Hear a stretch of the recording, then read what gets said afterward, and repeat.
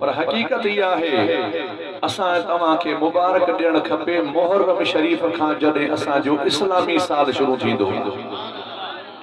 जेको हिजरी साल आहे उहो जॾहिं ख़ैर जो शुरू थिए तॾहिं भले हिक ॿिए दोस्त खे ॿुधायो त ख़ैर जो नओं साल शुरू थियो आहे मुबारक बि हुजे नए साल जी भी मुबारक हुजे ऐं इमाम हुसैन आली मकाम पंहिंजो कंध मथे करायो आहे इहा भी मुबारक हुजे सुभान अल्लाह जो सिर ॾिनो आहे सिर झुकायो न आहे सुभान अल्लाह सिर झुकाईंदा आहिनि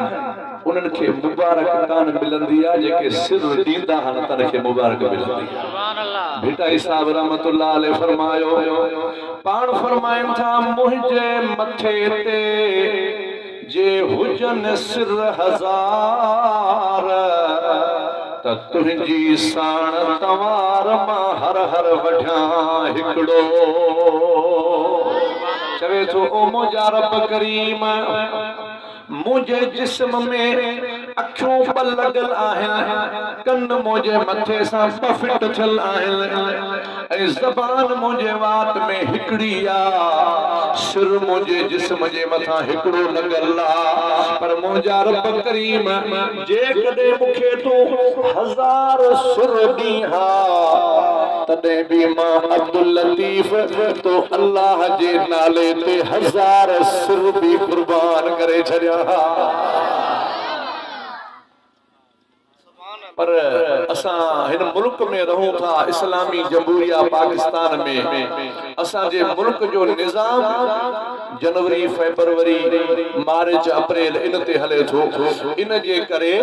भली तव्हां हिन साल जी मुबारक भले ॾियो पर याद रखो हीअ साल जेको जनवरी फरवरी 2023 वारो साल 22 वारो साल इन जी निस्बत हजरत ईसा अलैहिस्सलाम जे माण्हुनि जे तरफ़ा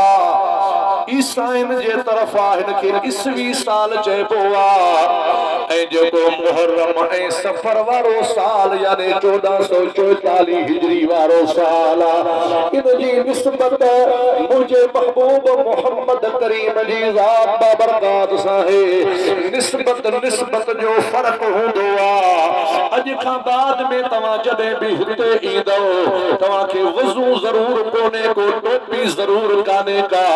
अॼु तव्हांखे वज़ू भी ज़रूरी आहे अॼु तव्हांखे